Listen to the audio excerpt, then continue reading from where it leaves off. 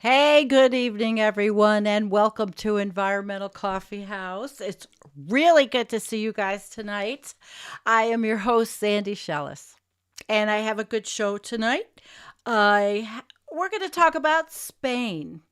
And Spain is a beautiful country. And one of the things that's endearing to me about Spain is that my aunt, way back in the 1960s, she was a teacher in Los Angeles and she was a Spanish teacher and she took her students to Spain every single year. And my uncle sometimes went, and she was beautiful. And let me tell you, she had the big black hair that went up, and she would wear the Spanish beautiful costuming. And it just always makes me think about her when I think about the country of Spain. And unfortunately, Spain is having their own problems with droughts. And we're going to talk about that country because, well, our follower Raza is said we're always talking about the United States, and he's in the UK, and we have followers all over the world, and I'm sick of the United States. I'm sick of our weather, our politics, everything right now. So let's go to Europe. Let's go to Spain and welcome. And let me say hi, Veg, and hi, Kim. Thank you for moderating as always. And hello, KS. Hi, Obsolete Optics. Hi, Mark. Everybody's here. Karen, Jacqueline Lopez. Hello, Steve Angelical. And Poppy, sweetheart. It's good to see you, Nadia. Great. Astrologer, climate witness. I'm really glad that you're off work. So, all right, we're going to get started because I have a pretty big show. And who else is here? Rollin Switch. All right. Hello, Gazer. Max. Okay. So, hey, Janet. All right. Great group. So I also we'll talk about something later. I do want to just get rid of those. Don't forget to like and subscribe. All right. So while you are joining, I actually, of course, have a video. It's a short, but it's long enough for me to get up and go get my willow bark tea. And okay. Obsolete Optics, you have a lot of things to share in the Discord chat. Very cool. Well, all right. You're all busy. Keeping busy. I'm going to show you the video. All right. While you're all joining, and you'll learn a little bit about what's going on in Spain. I hope we get a good audience tonight. I think it would be really nice. It's a lot to talk about, actually. All right, guys. I am going to play this for you.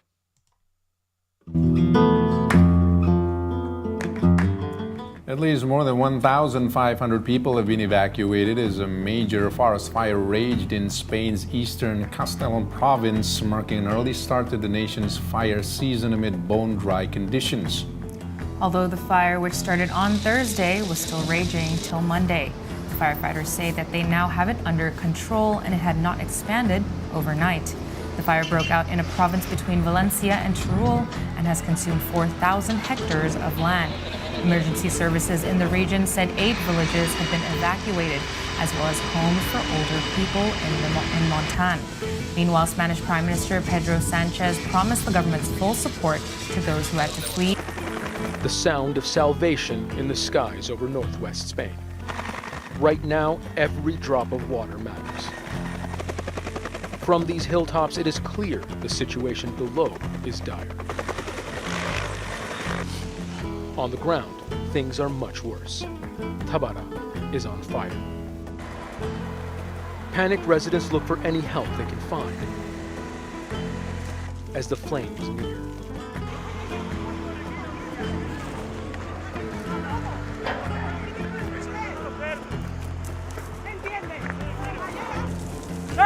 With these wildfires comes chaos, desperation.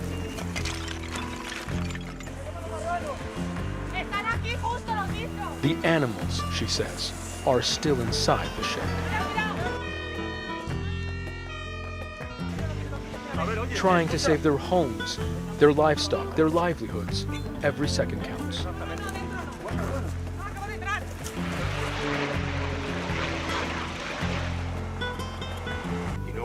The town of Tabara is a key strategic location. The command and control center based here is coordinating air and ground operations throughout the Castilla y León province. Precious little rest for teams working around the clock to keep pace with wildfires in real time. This is my 25th year. Has it ever been this bad? No, of course, absolutely no. The climate change is very present, and the situation is related with the drought. These fires have a pulse. The most danger, firefighters say, is the late afternoon, the hottest part of the day, when the sun is highest and the winds are strongest.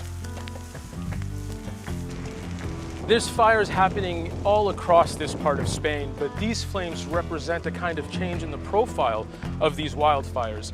The fires are moving from the hill country down. They've burnt up all the fuel they could find in the hills, and now they're looking for more fuel, moving downwards towards more populated areas. As they put out one fire, more come alive. Climate change, experts say, has altered the behavior of wildfires. They now burn faster, hotter, and longer. People living here say everything catches fire, and you cannot trust the ground. Zain Basravi, Al Jazeera, Tabara.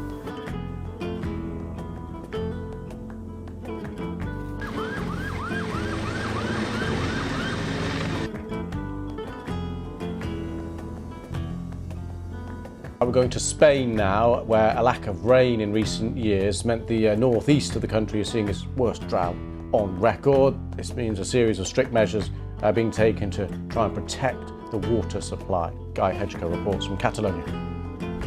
For half a century, the Sal reservoir has supplied water to the people of Barcelona and the surrounding area. But in recent months, it has been depleted to less than a tenth of its capacity due to lack of rain.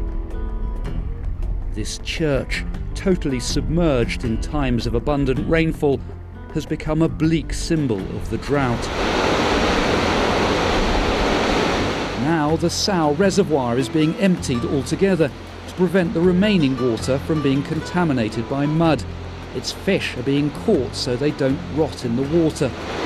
So we are trying to transfer the water as soon as we can, because the quality right now in winter was good. With the spring it will become really, really bad, and try to extract all the fishes that we can find there. This area has not seen sustained rain for 2.5 years. That's the longest drought here since records began in 1905. Local authorities have restricted the use of water for agriculture by 40%. This farmer, who produces artichokes and tomatoes, among other crops, warns that the lack of water is likely to push up the prices of these products in supermarkets across Europe. I am worried because farming is my job, and if I don't have water, I end up planting fewer crops. If we can't plant as many crops, then this will mean there is less product for consumers. Barcelona, like many towns and cities across Catalonia, is seeing tight controls on water use for everything from car washing and gardening to street cleaning. Even ornamental fountains like this one have been switched off in recent weeks.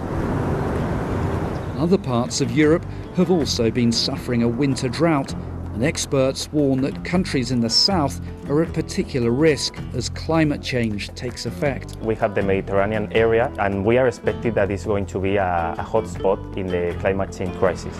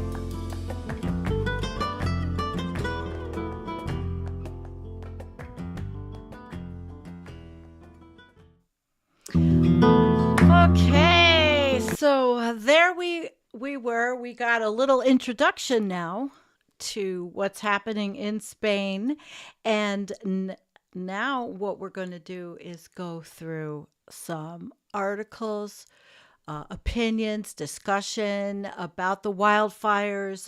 There's some controversy about how they've started. So there's a lot to talk about. Hi, Going South, and hello, Early Love, and Singing Way, and Jean. It's great. Hans, special shout out to Hans. Big thank you. We'll talk about it at the end of the show. All right, so let me get us started. Okay, here we are. We are now going to look at Spain from a couple of different vantage points. Catalonia is English. It's one of the more fiercely independent regions of Spain. The language here is Catalan, brimming with X's and no closer to Spanish than it is to French.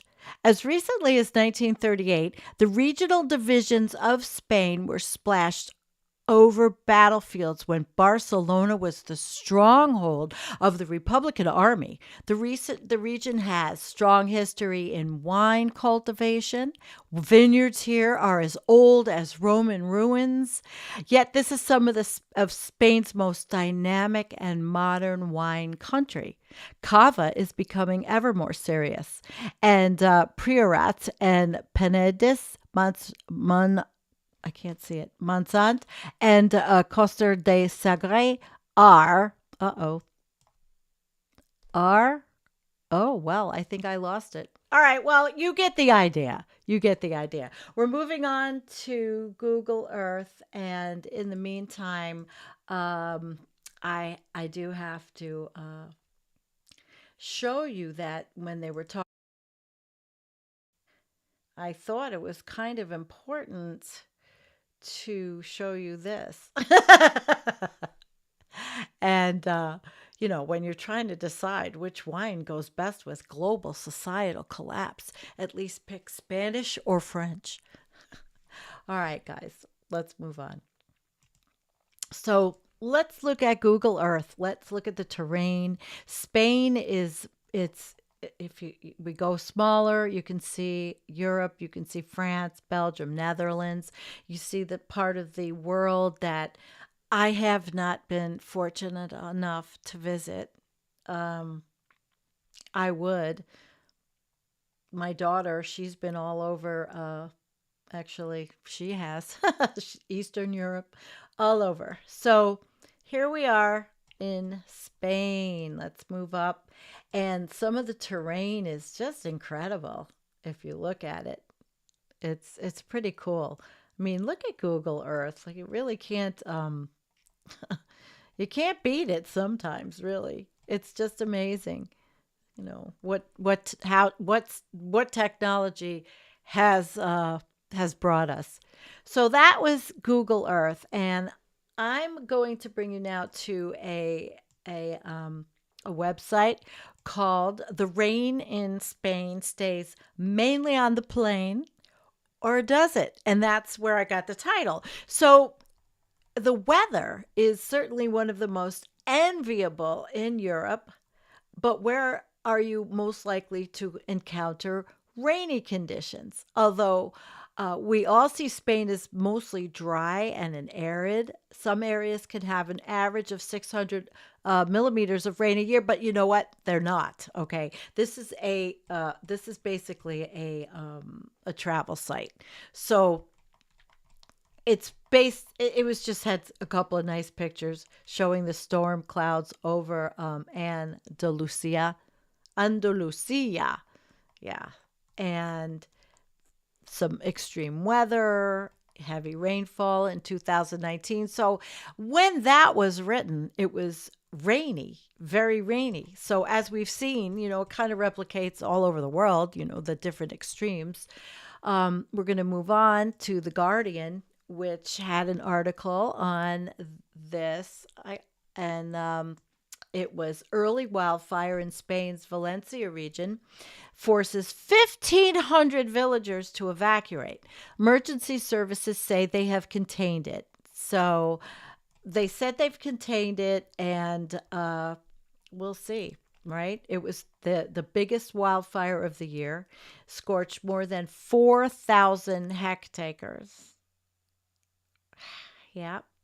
That's 9,900 acres of forest, and forced 1,500 people to leave their homes in the Valencia region.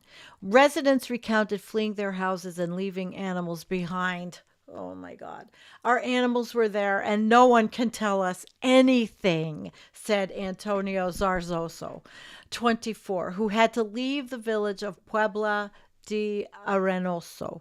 More than 500 firefighters, supported by 20 planes and helicopters, were working to bring the blaze under control near the village of Villanueva de Viva, emergency services said on Saturday. However, they had managed to stop the fire spreading to other areas. The surrounding forest has been reached by the fire, and we don't know exactly how that looks. So people are talking about it. They're talking about the unusually dry winter across parts of southern Europe, and it's raised concerns for sure that there could be a repeat of last year's devastating wildfires. The word devastating. The weather along Spain's northeastern Mediterranean coast will be drier and hotter than usual this spring. Lovely. Last year, 785,000 hectares. Did I say that? Hectares were destroyed in Europe, more than double the annual average for the past 16 years. In Spain, 493 fires destroyed a record 307 hectares of land, according to the Commission's European Forest Fire Information. So it's been going on, and the AP is reporting about this just as much. Theirs is climate change talking a little bit here, and they're saying it helps breed springtime wildfires. I have flowers on my mind. Wildfires. And again, this was the same thing. They're talking about it. They don't normally expect to see a fire like that in March, which can consume 100 to 200 hectares, not the more than 4,300 hectares, 11,600 acres, then this one is burned. So they're pretty, they're saying this is appropriate for summer. And this is a fire that behaves like a summer fire, which is pretty scary, guys. The Mediterranean region is warming faster than the global average due to climate change caused by the release of greenhouse gases. The effects, European and Spanish officials agree, are already being seen in the multiple heat waves and the prolonged drought that Spain has endured over several months. So it was like a tinderbox. I mean, really, anything. A random lightning strike, a spark from a tractor or a saw, a negligently cast cigarette, or active arson, which we'll talk about later, to ignite the landscape. So they talk the same thing about how much they lost. And according to Europeans' Copernicus Satellite Observation Service, which we're going to look at, Spain accounted for 35% of all burned land in the European wildfires in 2022. Spanish Prime Minister Pedro Sánchez warned of worse to come unless some desperately needed rain comes to the rescue. Well, if he looks at California, maybe he can get a little comfort that he'll get some rain. And it'll probably be an abundance of rain. And there will be landslides. And there will be all kinds of horrible things going on there, too. This has a lot to do with the climate emergency the world is facing. Wow. The fire has forced the evacuation of nearly 1,400 people from their homes. It's, I guess the numbers changed a little bit, but the vegetation mainly made up of small pine trees, typical of the Mediterranean, and the brush, which is very dense, combined with abnormally high temperatures and well under average rainfall, produced the perfect conditions for the fire. So in this part of Castellon, only 20 millimeters of rain fell during the winter months when the average is over 100. That's 4 inches of rain. France had problems and they've had fires, and the AP did a pretty good job on this article. We are in climate conditions that favor big fires, and everybody knows it. They've known this for a long time. Everybody knows it. So we're going to move on. And now what we're going to look at is we're going to look at the Ventusky map of Spain. I pulled it up. So up. Okay, I'm making you dizzy. I wanted to see if I could pull up where there's the camera. And this whole area here, I don't know if you can see. Oh, yeah, I think you can see my pointer. And let's make it a little bit bigger. We've got the precip, which is like none. We've got the radar, which we can look at the radar. I mean, but basically I was looking at the precipitation, and I wanted to see if I could put on this camera for you, but I don't know if it's going to, I don't know if any of them are really going to play. It's a pretty fun app to play with. And let's see, satellite. See the satellite? There's no rain.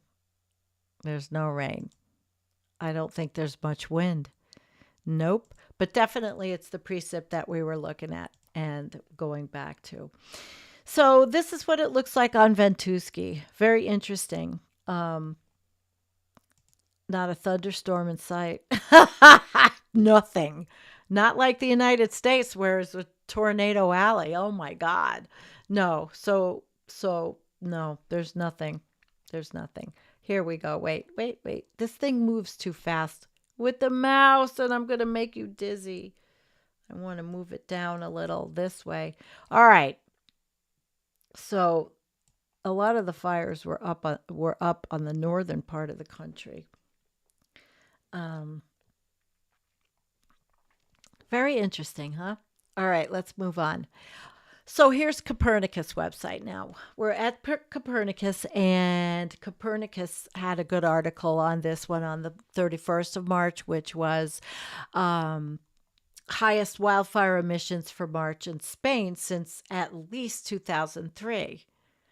So CAM's data shows us this, and they're again talking about what's happened and areas of Spain that are hit by the wildfires of unusual intensity for the season of March.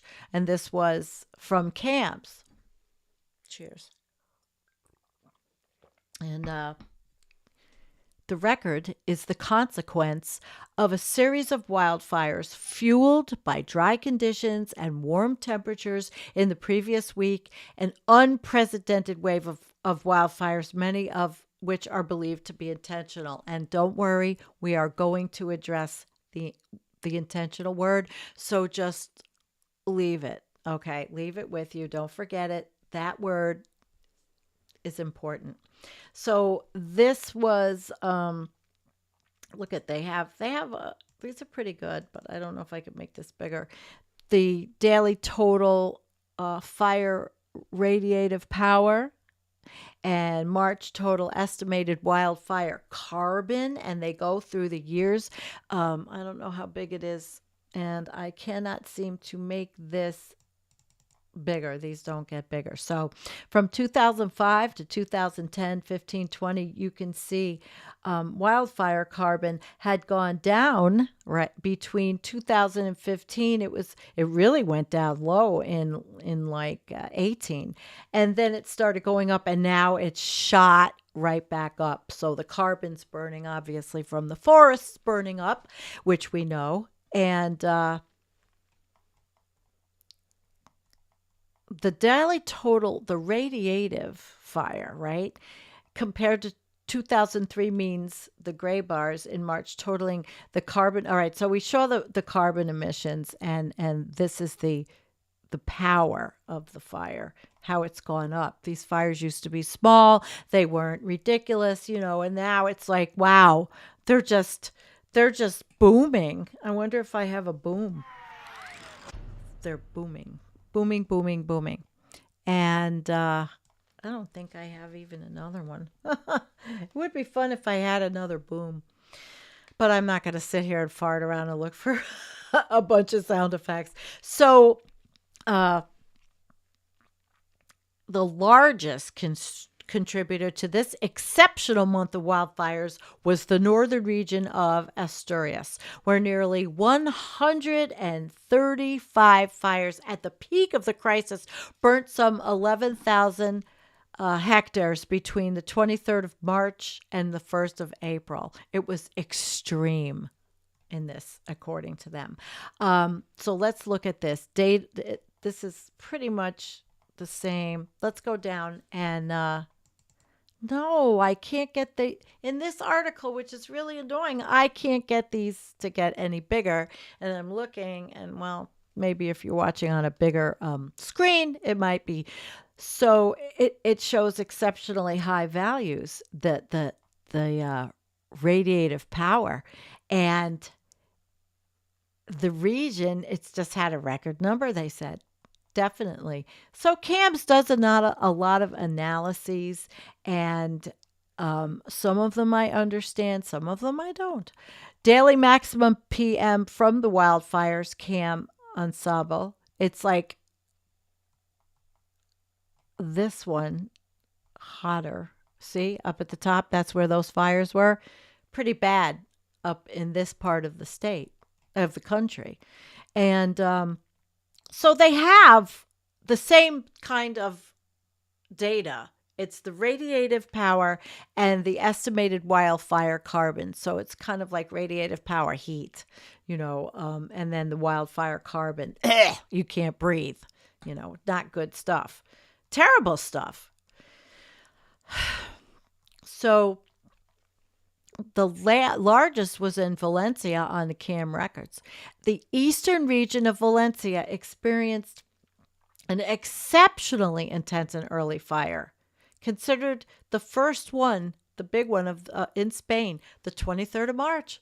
So that's what I think it's giving everybody a little pause. Yeah. And you can see this satellite view of the fire as captured by the Copernicus Sentinel-2 satellite. This one. So from here, so you can see that fire. It doesn't look like it's big, but when you're living there and you have animals and farm and your home and your family, it's big. And plus these fires, they're going to proliferate. It's just a matter of time. And the hydrology from Copernicus Climate Change, they said the hydrology data for the last 2 months show a very dry winter season in January and February compared to 91 to 2020 average for the Iberian Peninsula and a large area of southern Europe. So temperatures in the last days have been unusually warm for most of Western Europe, and especially in the Iberian Peninsula, reaching 30 C, which is like 80, 90 here. It's in Fahrenheit. As a result, the fire danger from the global ECMWF fire forecast was very high or extreme. And people had to have known this. People knew this. They were, I'm sure, taking precautions. Sophisticated country, they're taking precautions. So here's another one. I can barely see this and I can't make it bigger. So basically, this is just the fire danger and has symbols from all kinds of different things. And listen, I'll put them in the show notes. I'm only putting certain things in the show notes. If you want all of my references, you'll have to email me, because that is how I keep getting these strikes on YouTube by these links that somehow go bad months later, and I don't know how they become malicious. So I think we're going to be doing a lot more of that. All right. So there we were at Copernicus, and now I'm going to take you to Climate Change Knowledge Portal for development practitioners and policy makers. And guess who these people are? These are like the banking. I think this is the banking people. Maybe it isn't. Anyway, so let's see how you doing in the chat. I've been ignoring you because I'm really into this. All right, you guys are fine. Having fun? All right. Caring about Spain? This page presents Spain's climate context for the current climatology 1991 to 2020, derived from the observed historical data. It should be used to build a strong understanding of current climate conditions in order to appreciate future scenarios and projected change. So you can visualize the data for the current climatology through spatial variation, the seasonal cycle, or as a time series. You can do that. The data presentation defaults to national scale aggregation. However, subnational data aggregation can be assessed by clicking within a country on a subnational unit. So that's how you can use this tool. And it's from the Climatic Research Unit of East Anglia, which is the UK, I believe. Is that where Jem Bendel is from? Anybody know? All right. So the global surface temperature, it keeps rising despite natural variability. This illustration shows the evolution for the historical record for Spain. So let me see here. Let's get Spain up here. That's Algeria. How in the hell did I get lost? I lost Spain. I'm in like the wrong country now. Okay, here we are. Okay. I'm definitely in the wrong country. So this is the country of Spain. All right. And these are the mean temperatures and I'll do my best with these. But as you see, it's the same kind of graph that if you look at you go to 1901 all the way on the left side of the graph, and you go all the way through and you see the mean temperature in Spain has just changed and it's gone up. And even if you say, oh, it's not that bad, it's that bad. Yeah. And I don't care what the climate people, the people call us alarmists, they're deniers, say that, greening is good and we want the warmth. Okay, good, fine. But now if you look at 2021, look at the temperature difference. So in 1901, the mean temperature was 12.21, and then they go up. Now it's 14.25. I'm sorry. That's not a good harbinger for the future. And there's a lot of tools in this climate change portal also. And so that's what they did there. And here is the time period, the variables, the mean temperature, the time period, monthly climatology of minimum temperature, mean temperature, max temperature, and precip in Spain. So this gives you a lot of data for the country of Spain. And this also goes through months, all right, and precip. And it is not a good, it didn't look very good, did it? So you can see it. I know you can't see it that big, but you see the temperature on the one side, and then you go over through the months and you see the precip is gone lower. Yeah. Observed annual mean temperature of Spain, 1900 to 2021. And like every map you see Jennifer and I look at, everything Zach Labe makes, everything every scientist makes, even the models, everything goes up. Okay, the annual median in 1955 was 13.71, and now it is in 2020 14.65. C. Convert it yourself to F if you'd like. I'm not going to do it. I can think it in my brain. So given spawns, orography and geographical location, the Iberian Peninsula experiences temperatures that exceed 45, and that's hot, and minimums that reach values lower than 20 C. Average annual temperatures range between 2.5 and higher than 18 C. So all of these give you observed average seasonal mean temperatures over the years. All right. So you go through, this is on the right side of this one is 1901 to 1930. And these are the months in units. If you see December, January, February. So this graph shows you again, it's the same thing. You look at the temperatures and the differences in Spain and in the different months. Well, actually, I have to say, here is 1901 to 1930, and in December, January, February, 5.46, okay, observed. And then it's 6.69, so it's changed. Everything goes up, up, up. You get me, guys? Up. All right, and then they're going through the seasonal minimal temperatures. They go through maximum temperatures, which are very interesting. Yeah, everything's gone up. Doesn't matter. Nothing changes. So this is a pretty cool little tool. Maybe I'll put some of these. I have to put the links in because some of you might want to look at it. All right, so this was Spain, and you can learn all about a country, pick a country, and use this climate change knowledge portal. It's a pretty handy tool. All right, so we have now gone through that. All right, we're moving. We're moving on, and we're going to go to phys.org. And let me check in with you guys and see how you are doing. Are you enjoying the trip to Spain and learning about their climate?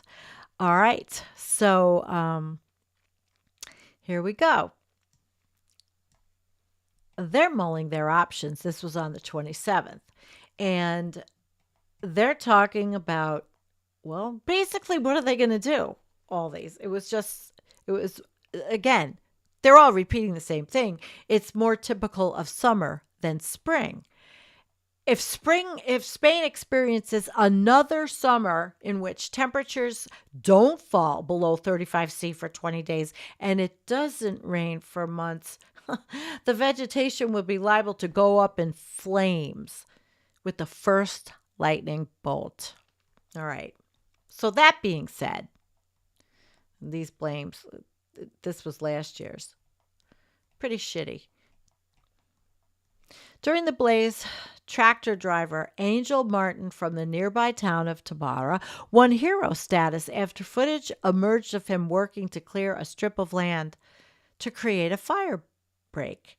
He managed to escape, but he got extensive burns, which claimed his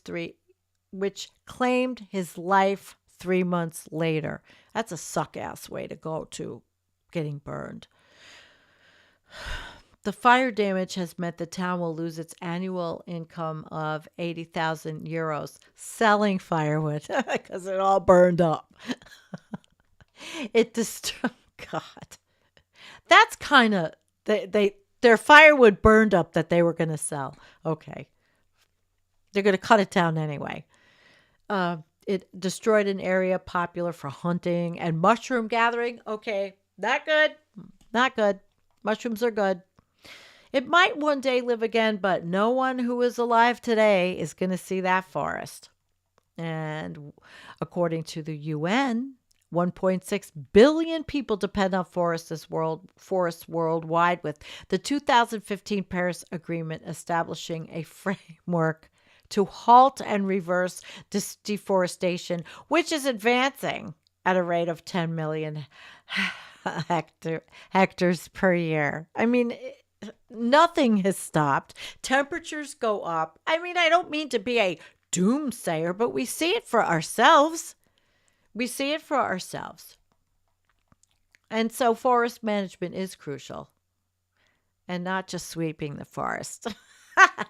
But you do have to take care of the forests. They have to be protected by looking after undergrowth that can generate the wildfires. It'll also help protect a resource which generates economic activity. Of course, protect that economic activity at all costs.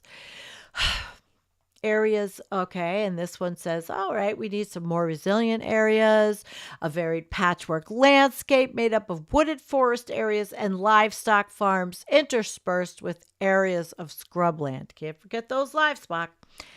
No, we got to have those cows. Where forested landscapes are more homogeneous, it really limits the ability to stop a fire from spreading. So they are talking about, all right, what are we going to do now? You know, really, in conservation in Spain. And in Spain, it's not much different from California. It's probably not much different from any country on the planet that has fires, and how they are going to conserve, how are they going to go forward knowing that this is going to happen. Is there any prevention at all, or just a little bit of mitigation and people having to adapt, which is either leaving or moving somewhere else, leaving, right? Wildfires must be at the top of the political agenda and should not be tackled only when there is heat and fire, but by early preventative action with appropriate environmental management tailored to this new reality, said Monica Pereira of Greenpeace Spain. So that's a good story, because they're talking about, okay, what are we going to do? We know this is happening. Can we even mitigate this at all? And now we are going to go to the conspiracy part of the show. And I will check in with the chat. How are you all doing? Hello, Giant Curve. Yes. Okay. I want to go through this now. Officials say arson behind wildfires in northern Spain. I probably could play this if I make sure. Let me make sure that the system audio is on. Hang on. Make sure you can hear this. All right, let's listen. Let's take a listen.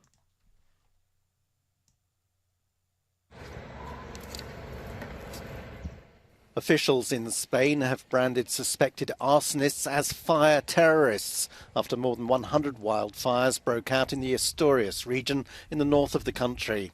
Prime Minister Pedro Sánchez said culprits would be punished if arson does prove to be the cause. Some 400 people have had to be evacuated. In the eastern Valencia region, firefighters have been tackling another wildfire that's been burning for more than a week. All right, there we go. So they're talking about arson and former U.S. President Donald Trump arriving at a Manhattan oh courthouse my on God, Tuesday we don't under want to. tight security. I'm gonna have to turn this off. Once in court, he pleaded not guilty to 34. One show I didn't want to hear any of his name. All right, so officials in the northern Spanish region say that unspecified arsonists were behind, unspecified. Keep that in your mind also. Unspecified arsonists were behind most of the 100 or so wildfires raging in heavy wooded and mountainous area. Usually high spring temperatures and gusting winds have helped spread the fires over the past few days, with some 400 people needing to be evacuated from villages and small towns.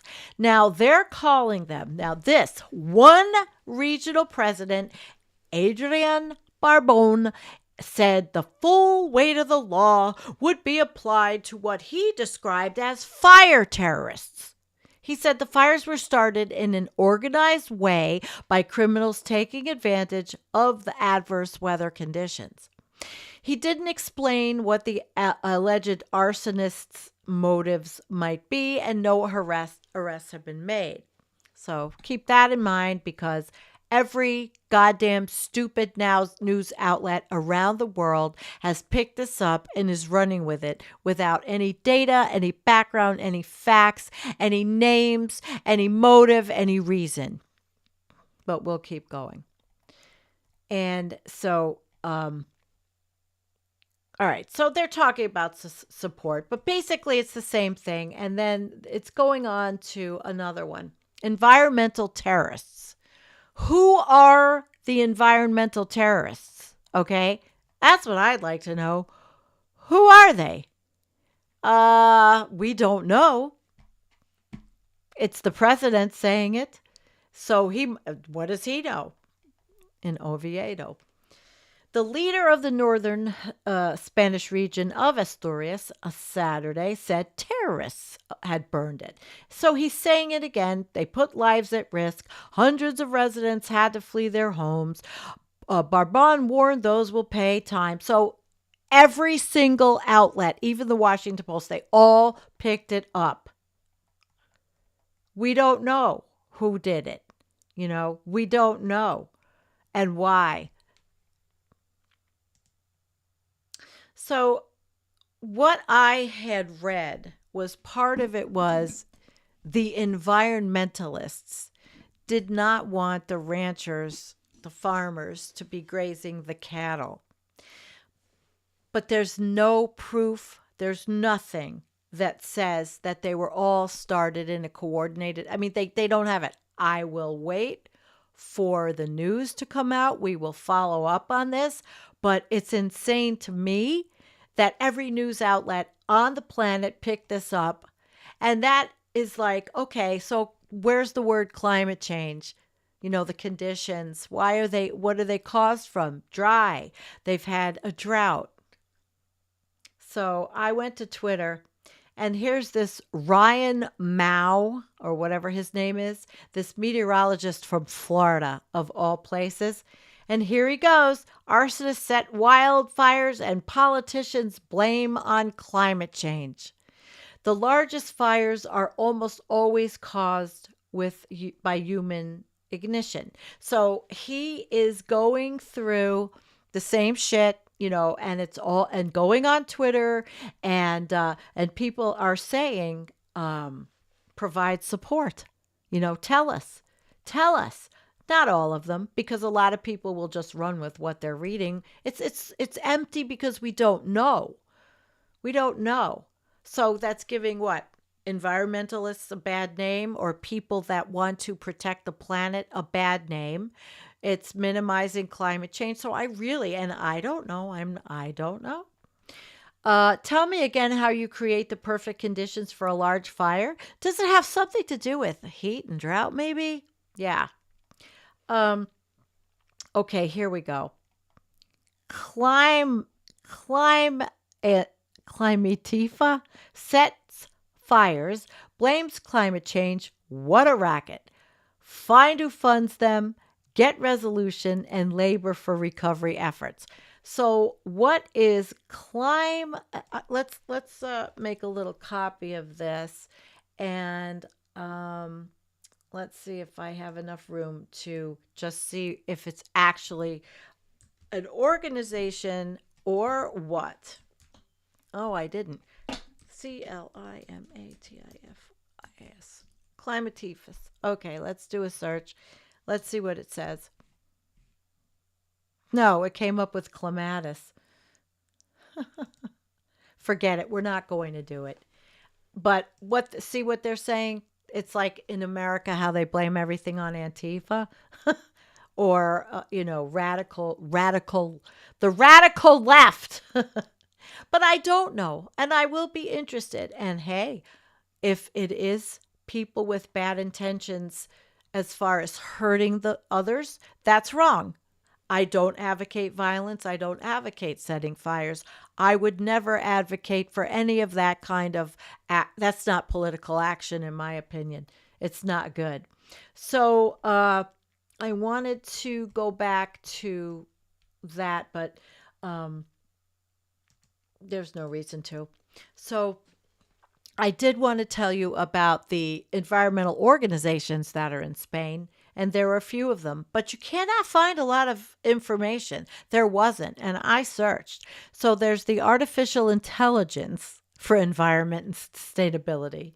Then there's the Association Pola Defensa Daria, and they are the local environment non-governmental to address environmental degradation of the Pontevedras area. All right. So and it's not even the area. And then there's the Association for Ecological Defense of Galicia. And they are a nationalist movement. They have chapters in different parts of Spain. And I don't know where's it just says they're an ecological group. And they were anti-nuclear. Okay, I get that. And they had a few things about dams. All right, let's see. Then there's this one, which is the Ben Majek Ecologists in Action. It's another one, but they're from the Canary Islands. And I don't think they would be. So, let's see, ECODIS. And here's another one. So this is,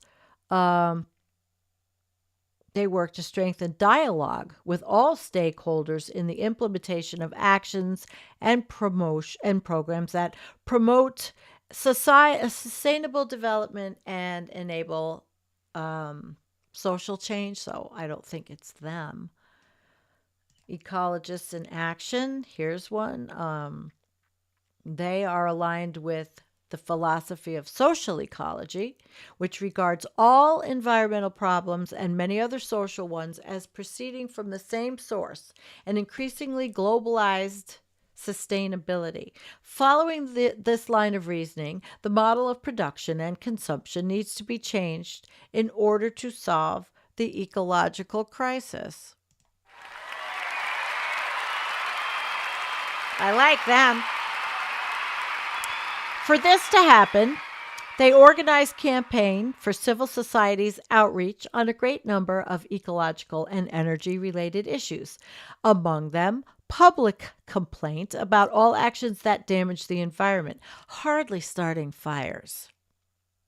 And none of them have, I don't see a lot of violence. I don't.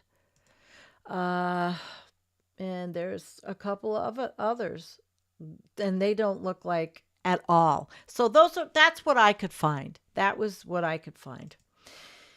And then we're going to move on to the drought, because a lot of this is caused by the drought. And climate change, Catalonia in the grip of the worst drought in decades.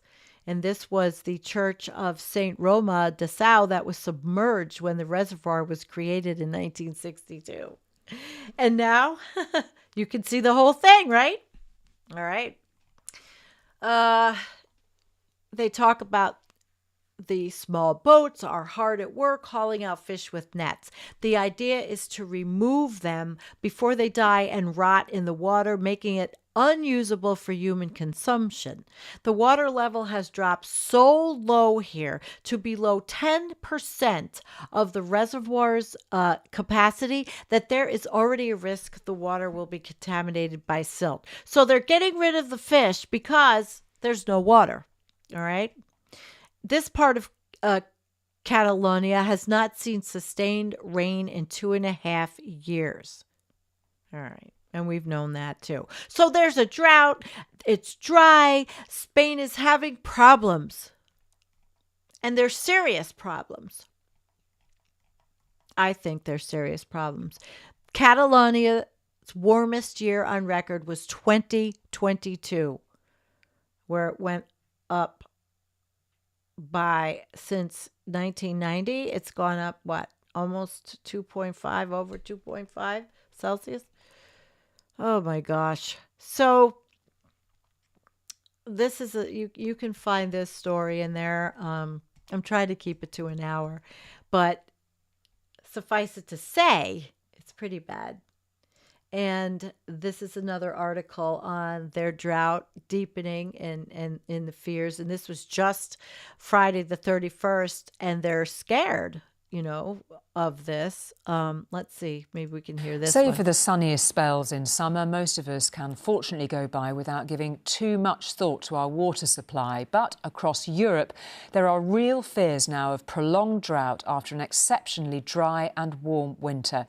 While much of Britain has so far escaped the worst of it, the blue marking more or less normal conditions, even Whoops. I'm not going to play the whole thing because it's 4 minutes, but it's buffering. I wonder why it's buffering. After last summer's heat waves. But an emerging drought is already being felt across the southern and western continent. Orange showing a lack of moisture in the soil.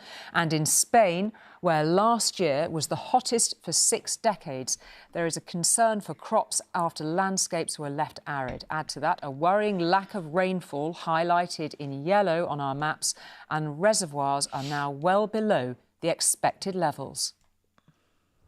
Yeah, it's pretty They're serious. enjoying a glorious spring in northeast Spain, warm days, unbroken. All right, I'm not going through the whole thing, but you get it.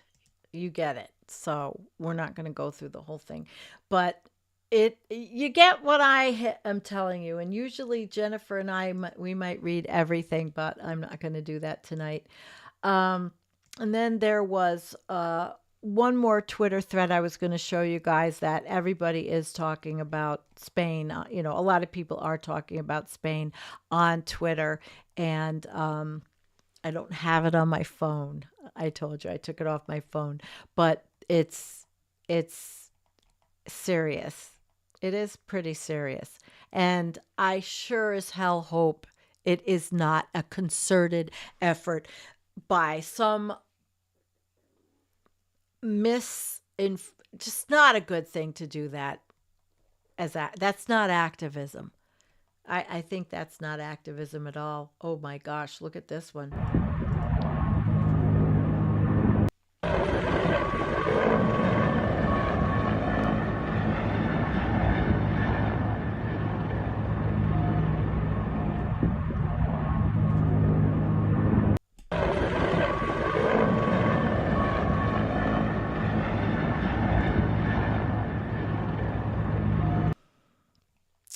Pretty scary, pretty hairy.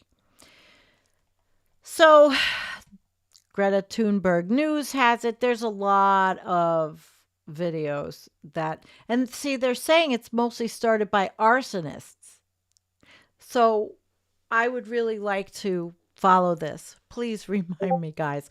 We have to follow this. This is not. So you're saying it's the developers? Nobody thinks it's activism. It's developers clearing the land to take advantage of new laws, letting them seize. Yes, that was what I read. However, that's not quite the way it was presented to me it wasn't presented to me that way at all in one of what I was reading. And okay, let's look at you guys, and let me turn this one off. All right, I'm coming back. Let's look at the chat now. All right, guys. So, let's look at what you guys were saying. I know you were saying it was the developers. Let's see. Spain is sentinel of the fuckery to come, perhaps. Maybe.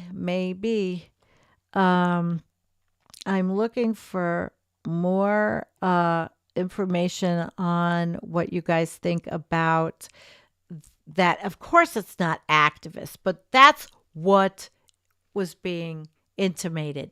I don't have the article, but it was being intimated that it was to keep the developers from developing for farms. So that's why we need the real story. Gary says, action to take, love in the ruins, create communities of alternative care and mutual aid, separate from the systems that commodify and destroy life. It's okay. Just a little at a time.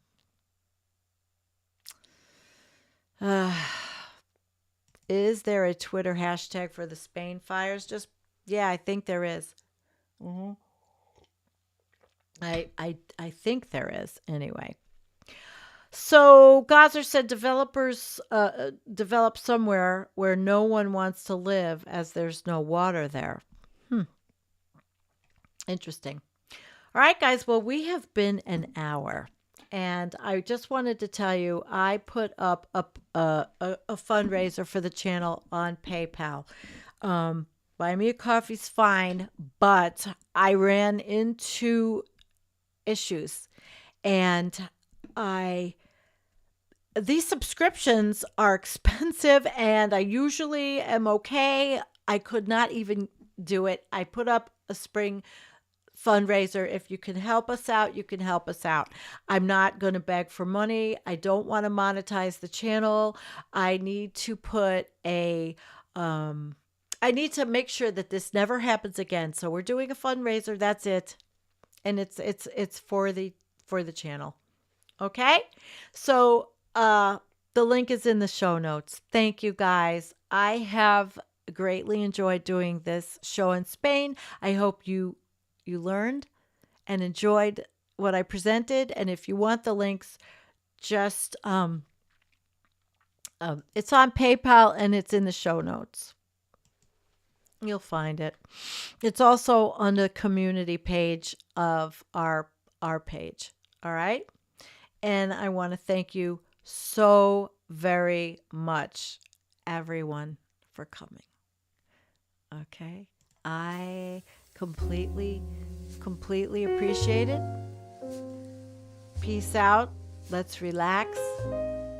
The world is on fire. Shit's happening. Can't change anything right now, but we can sure learn about it. Yes, we can.